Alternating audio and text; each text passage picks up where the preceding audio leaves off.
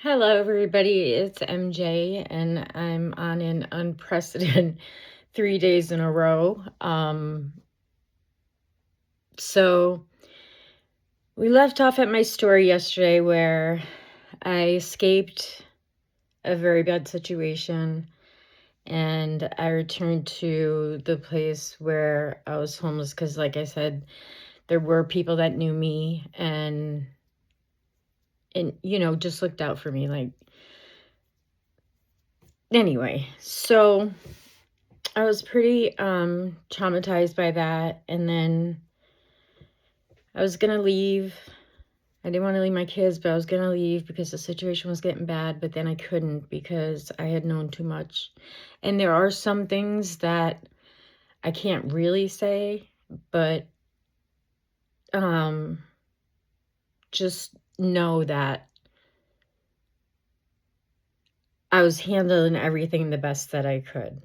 Okay, so um let's see. Where do I go from here? Um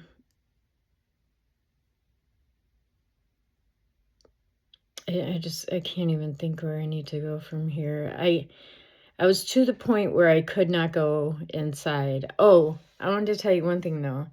The one house that I went into, like that was the trap house. Um, they had my bike, and this guy that took me to the hotel in Oakland said, "Oh, I'll help you get it." And we went over to the house, and he didn't do anything. Instead, he just went like this to the guy in the house.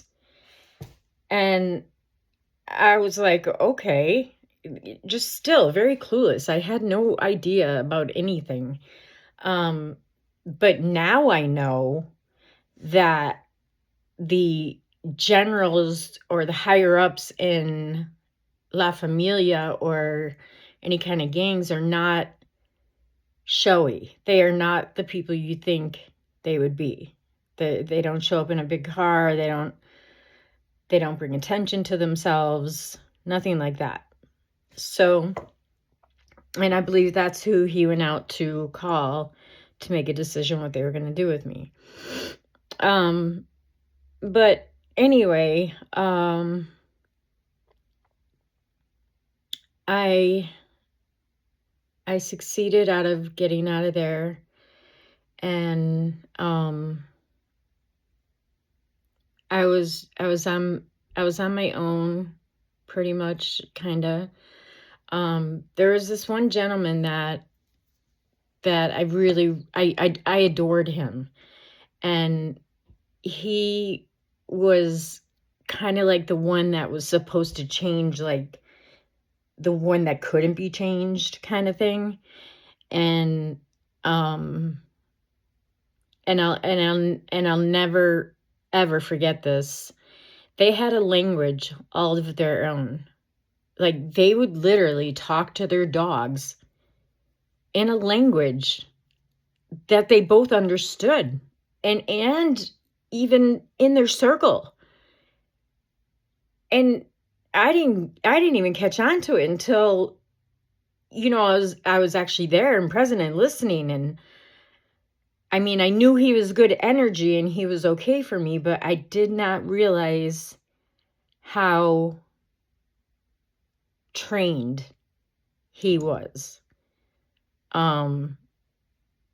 So there was people like that kind of looked out for me, and that was great.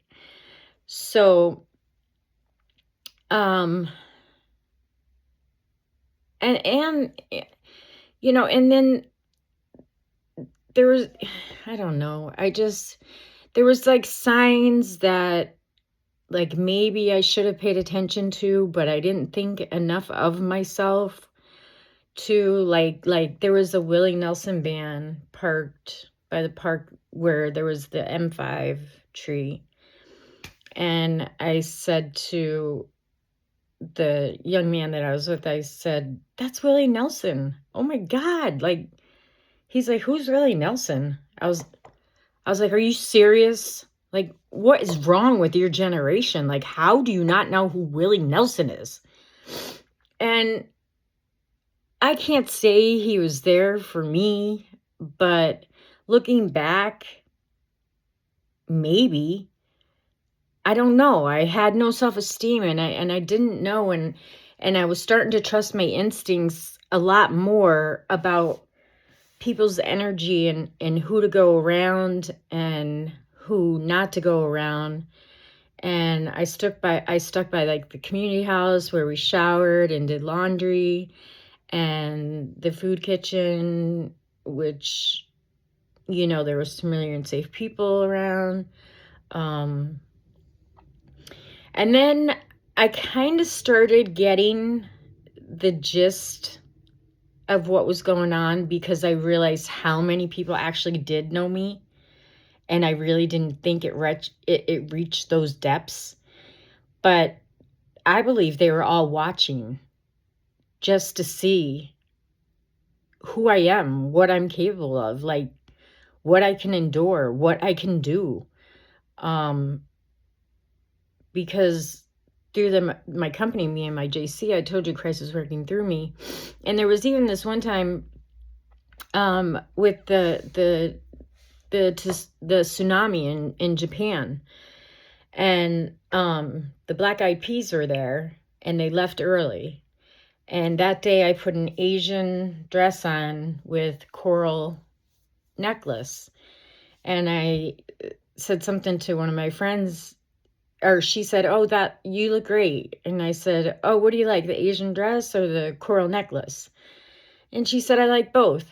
Um, and then I said, we were talking about another different subject with somebody else, and I said, "I am not the one to say what anything goes on. I'm not the one. Like, I can't be held responsible for anything like that." But it just so happened that the tsunami happened that night. Now, people say that we can control the weather, and I don't know if it was Christ consciousness working through me, or if people do control the weather, but I do know that I was following my intuition, and and my intuition kept growing and growing. Well, when I got traumatized, it kind of went a little haywire. I wouldn't go inside, and I wouldn't really be around people, and so but my intuition grew and grew as I went along, and as things happened. And there were many, many other situations that we'll get into, but I think we'll stop there. And I don't want to be seen as a victim, because maybe I was a victim then, but then there's things later in my life that I chose. And it kind of, I don't know, it kind of equals out. Like,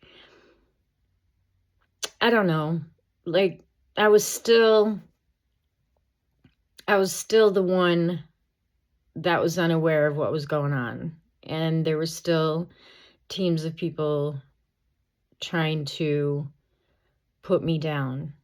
And I never stayed down.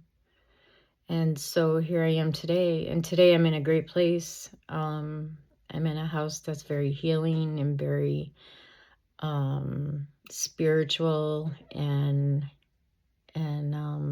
universally connected, and I'm doing really well, which is why I'm out here, and I feel like Christ consciousness is working through me again, so I can tell this story the correct way.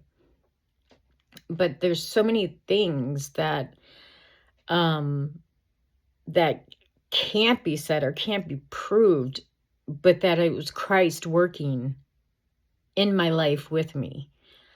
So we'll try to get into all that as we go. But anyway, just know I love you all. I'm just trying to share my story and share it the right way and give Christ all the praises, because without him I would not have gotten through any of that. Okay, love you.